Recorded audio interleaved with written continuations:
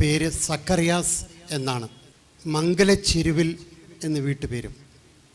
1978 ഡിസംബറിൽ ഞാൻ പട്ടം സ്വീകരിച്ച് വൈദികനായി. കൊല്ലംകാരനാണ് ഞാൻ. എങ്കിലും കോട്ടയം കേന്ദ്രമായിട്ടുള്ള വിജയവരം രൂപതയിലാണ് എനിക്ക് പട്ടം തന്നത്. ഞാൻ മൂന്നാറിൽ അസിസ്റ്റൻ്റായിട്ട് തുടങ്ങി. എല്ലപ്പെട്ടി ഇടവകയിൽ പോയി ദേവികുളത്ത് വന്നു. അടിമാലി വഴി വീണ്ടും തിരുവല്ലായിൽ വന്നു. ഈ തിരുവല്ലായിൽ 3 വർഷത്തോളം ഞാനിവിടെ വികാരിയായിരുന്നു. തോലശ്ശേരി പള്ളിയിൽ വികാരിയായിരുന്നു. ഇവിടുത്തെ ലത്തീൻ പള്ളിയിൽ വികാരിയായിരുന്നു. ആമേൻ. അന്ന് ഒരു കത്തോലിക്കാച്ചനും ചെയ്യാത്ത ചില കാര്യങ്ങൾ ഞാൻ ചെയ്തിരുന്നു. അത് ഇനി കർത്താവ് ചെയ്യിപ്പിച്ചതാണെന്നാണ് എനിക്ക് തോന്നുന്നത്. ഞാൻ വിശ്വസിച്ചുകൊണ്ടല്ല അതൊക്കെ ചെയ്തത്. നമ്മുടെ പാസ്റ്റർ KC ജോൺ തുടങ്ങി ലാസർവേ മാത്യു വരെ എൻ്റെ പള്ളിയിലെ അൾത്താരയിൽ നിന്ന് സുവിശേഷം പ്രസംഗിച്ചിട്ടുണ്ട്. ഹല്ലേലൂയ. അന്ന് ഒരു കരാറേ ഉള്ളൂ. നിങ്ങൾ പലരും ഓർക്കുമായിരിക്കും, ഒരു ക്രിസ്റ്റി ബാസ്റ്റിൻ എന്ന് പറയുന്ന SI, അദ്ദേഹത്തിൻ്റെ സഹകരണത്തോടുകൂടിയാണ് ഇതെല്ലാം ചെയ്തുകൊണ്ടിരുന്നത്. ഞാനും അദ്ദേഹവും അനേകം പേരുടെ ക്ലാസ്സുകൾ കേൾക്കാൻ രാത്രിയിൽ അദ്ദേഹത്തിൻ്റെ ബൈക്കിലോ അല്ലെങ്കിൽ എൻ്റെ ബൈക്കിലോ ഞങ്ങൾ പോകുമായിരുന്നു. ഹല്ലേലൂയ. അങ്ങനെ അന്ന് ബോധപൂർവം തുടങ്ങിയതൊന്നും അല്ല. അന്ന് ഞാൻ വചനം കേട്ടു. ഒരുപാട് ധ്യാനങ്ങൾ കൂടി കത്തോലിക്ക സഭയിലെ ധ്യാന കേന്ദ്രങ്ങളിലും ഒക്കെ പോയി ധ്യാനം കൂടി.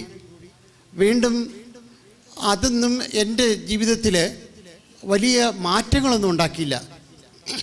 എന്നാൽ കാഞ്ഞിരപ്പള്ളി അടുത്തുള്ള ഒരു പള്ളി, പൊടിമറ്റം എന്ന് പറയും, അവിടെ ചില ധ്യാനങ്ങൾ, അവിടെ അടുത്തുള്ള അൽമായരുടെ ഒരു കൂട്ടായ്മ, അന്ന് ആവേ മരിയ ക്രിസ്ത്യൻ കമ്മ്യൂണിറ്റി എന്നാണ് ആ കൂട്ടായ്മ അറിയപ്പെട്ടിരുന്നത്. ജോസ് ആനത്താനത്തിൻ്റെ നേതൃത്വത്തിലുള്ള കൂട്ടായ്മ. അവർ അവിടെ ധ്യാനം നടത്തുമായിരുന്നു. ആയിരക്കണക്കിന് ആളുകൾ വന്ന് അവിടെ കൂടിക്കൊണ്ടിരുന്നു. അതും 8 ദിവസത്തെ ധ്യാനം. ഹല്ലേലൂയ. അപ്പോൾ ഞാൻ ആ പള്ളിയിലെ വികാരിയായിരുന്നു.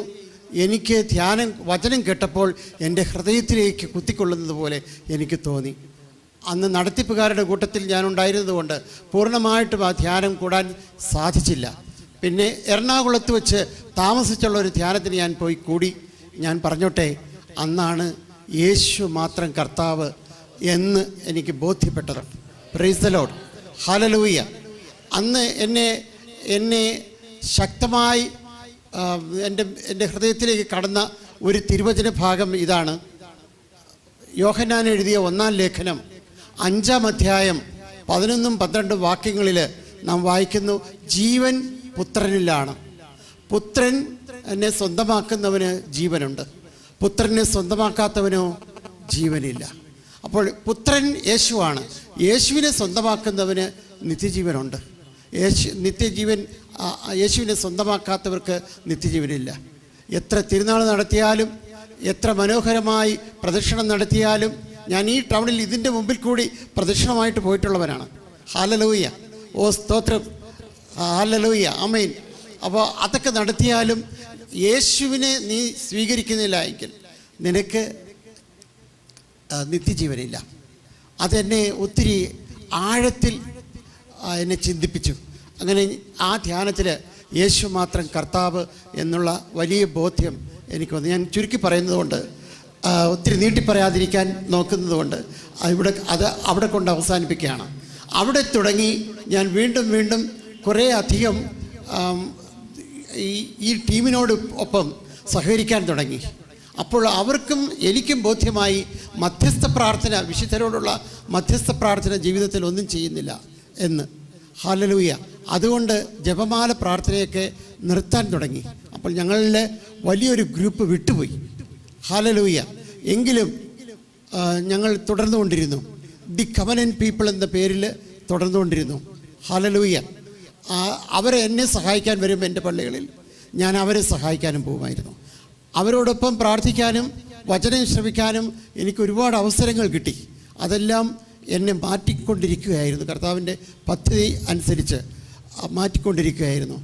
ഇതേ സമയത്ത് തന്നെ എറണാകുളത്ത് മറ്റൊരു പ്രെയർ ഗ്രൂപ്പ് ഉണ്ടായിരുന്നു.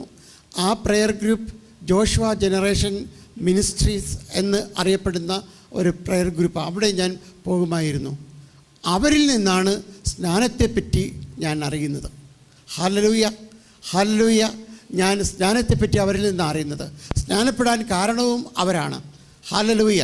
ഇപ്പോൾ ഞാൻ അവരുടെ കൂടെ തന്നെയാണ്, അവരോടൊപ്പം ജോലി ചെയ്യുന്നു. ആമേൻ, ഹല്ലേലൂയ. അപ്പോൾ അവിടെ ഞാൻ പറഞ്ഞു വരുമ്പോൾ ഉദ്ദേശിക്കുന്നത്, ജോസാനത്താനം വഴി വന്നുവെങ്കിലും അത് യേശു കർത്താവെന്ന് ബോധ്യം എനിക്ക് കിട്ടിയെങ്കിലും സ്നാനത്തെപ്പറ്റി അദ്ദേഹത്തെക്കാൾ മുമ്പേ സ്നാനപ്പെടാൻ ആഗ്രഹിച്ചത് ഞാനാണ്. എങ്കിലും ഞാൻ കാത്തിരുന്നു അദ്ദേഹം വരണം. അപ്പോൾ എന്നോട് അദ്ദേഹത്തിൻ്റെ മറ്റ് ചില ആളുകൾ ചോദിക്കുമായിരുന്നു, ജോസേട്ടൻ ധ്യാനപ്പെടുമെന്ന് എന്താ ഉറപ്പ്? ഞാൻ പറഞ്ഞു, ഒരു ഉറപ്പ്, ഒരു തെളിവുമില്ല. പക്ഷേ ഞാൻ വിശ്വസിക്കുന്നു അദ്ദേഹം സ്നാനപ്പെടുമെന്ന്. ഹല്ലേലൂയ. അപ്പോൾ ഞങ്ങൾ ഒന്നിച്ച് വന്ന് സ്നാനം സ്വീകരിക്കാമെന്ന് പറഞ്ഞു. അങ്ങനെ ഞങ്ങൾ ഒരു 10 ദിവസത്തെ പ്രോഗ്രാം കാഞ്ഞിരപ്പള്ളിയിൽ വെച്ച് നടന്നു. അതിൻ്റെ സമാപനത്തിൽ ജോഷുവ ജനറേഷൻ മിനിസ്ട്രീസിലെ രാജേഷ് ക്ലാസ് എടുത്തു. ആ ക്ലാസ് സ്നാനത്തെക്കുറിച്ചുള്ളതായിരുന്നു. ക്ലാസ് കഴിഞ്ഞപ്പോൾ ജോസാനത്താനം സ്റ്റേജിൽ കയറി പറഞ്ഞു, ഞാൻ സ്നാനപ്പെടാൻ തീരുമാനിച്ചു, നിങ്ങളിൽ ആരെങ്കിലും ഉണ്ടെങ്കിൽ കൈ ഉയർത്താൻ. ഏതാണ്ട് ഹാളിലുണ്ടായിരുന്ന മിക്കവരും, ഞാൻ ഉൾപ്പെടെ എല്ലാവരും കൈകൾ ഉയർത്തി. അപ്പോൾ അദ്ദേഹം പറയുമായിരുന്നു, അച്ഛനും കൈ ഉയർത്തിയിരിക്കുന്നു. ഹല്ലേലൂയ, നമുക്ക് നാളെ സ്നാനപ്പെടാമെന്ന് പറഞ്ഞ് ഊണ് കഴിക്കാൻ പോയ ഞങ്ങൾ ഊണ് കഴിച്ച് കഴിഞ്ഞപ്പോൾ എനിക്ക് ആൾ വരുന്നു, ഈ രാത്രിയിൽ തന്നെ സ്നാനപ്പെടുവാണെന്ന്. കാരണം മറ്റുള്ള അധികം പേര് അറിയാതിരിക്കാനായിരിക്കാം. ഞങ്ങൾ കുറേ പേര് പോയി. ആ രാത്രിയിൽ തന്നെ ഞാൻ വെള്ളത്തിലിറങ്ങുമ്പോൾ രാത്രി 12:15 വെള്ളത്തിലിറങ്ങി ഞാൻ സ്നാനം സ്വീകരിച്ചു. ഹല്ലേലൂയ. ഇത് 2 കാര്യങ്ങളെ എനിക്കറിയുമായിരുന്നുള്ളൂ. ഒന്ന്, യേശു കർത്താവാണെന്നും അതുകൊണ്ട് വേറെ വിശുദ്ധരിലല്ല ആശ്രയിക്കേണ്ടതെന്നും മാത്രമാണ് എൻ്റെ വലിയൊരു ബോധ്യം. 2, യേശുവിനെ അനുസരിക്കാൻ വേണ്ടി അവിടുത്തെ കൽപ്പനപ്രകാരം വിശ്വസിച്ച് സ്നാനം സ്വീകരിക്കുന്നവനെ രക്ഷ പ്രാപിക്കുകയുള്ളൂ എന്ന് അറിയാമായിരുന്നു. അതിനുവേണ്ടി ഞാൻ സ്നാനം സ്വീകരിച്ചു.